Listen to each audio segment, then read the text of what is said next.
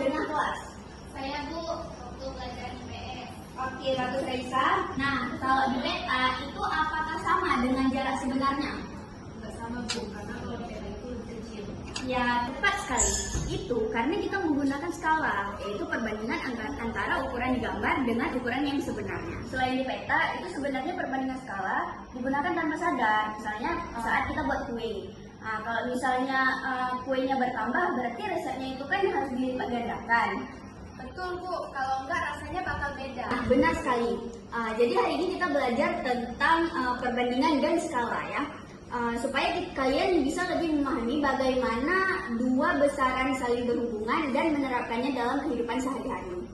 Bagaimana cara kita mengetahui ukuran sebenarnya dari suatu benda atau jarak di peta yang digambar lebih kecil.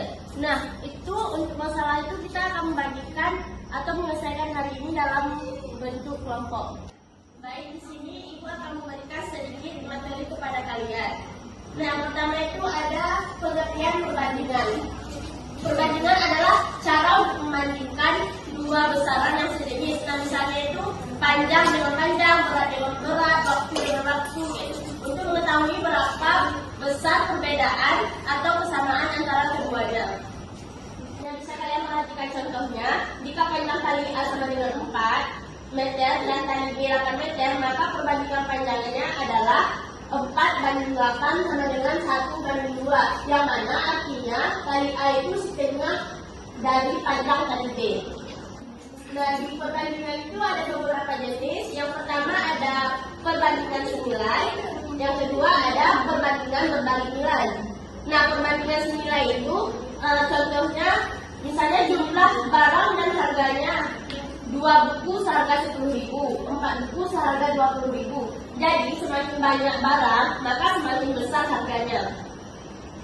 Yang kedua itu perbandingan berbalik nilai, yang mana contohnya itu misalnya jumlah pekerja dan waktu kerja. Misalnya ada 4 pekerja menyelesaikan pekerjaannya dalam 6 hari. Jika pekerjaannya menjadi 8, waktu pekerjaannya dibutuhkan hanya 3 hari. Jadi semakin banyak pekerja, maka semakin cepat pekerjaannya selesai. Selanjutnya di sini ada pengertian skala.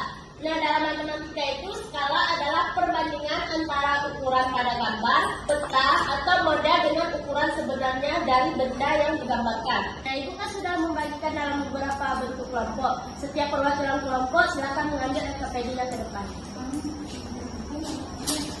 Kasih Bu.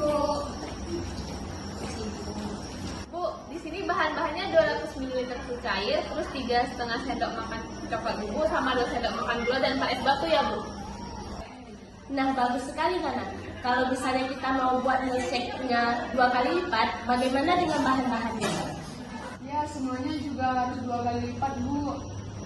Nah, tepat sekali Dina, karena itu contoh dari perbandingan senilai, yang mana kalau satunya bertambah, yang lainnya juga ikut bertambah dengan nilai yang sama. Nah, sekarang coba kalian analisis soalnya, apa yang ditanya dan apa yang harus dijawab. Diketahui bahan awalnya itu 200 ml susu cair, 3,5 sendok makan coklat bubuk, dan 2 sendok makan gula. Dan 4 es batu Bu. Nah, ditanyakan kalau mau bikin 3 kali lipat, itu berapa bahan yang dibutuhkan? Nah, bagus sekali Fatin. Sekarang coba kalian buat tabel perbandingan di ensiklopedia kalian masing-masing, lalu isi jumlah bahan sesuai pengadaan. Nah, sekarang coba kalian lihat hasil perhitungan. Kalau perbandingan bahan tetap sama meski jumlahnya berubah, berarti kalian sudah memahami perbandingan yang senilai. Nana, pastikan jumlah bahan itu dikalikan dengan faktor yang sama ya. Nah, untuk Raisa, tolong bantu kelompokmu untuk menghitung cara 2 kali lipat dan 3 kali lipat secara teliti. Nah, sekarang kan waktunya presentasi. Siapa yang dari kalian mau mewakili kelompoknya untuk presentasi? Oke, kalian jangan berebut ya. Untuk presentasi ini kita serahkan kepada kelompok Lala dulu. Baik, silakan Lala. Jadi Bu, kalau bahan awalnya 200 ml susu cair, untuk 2 kali lipat jadi 400 ml. Coklat bubuk jadi 7 sendok makan.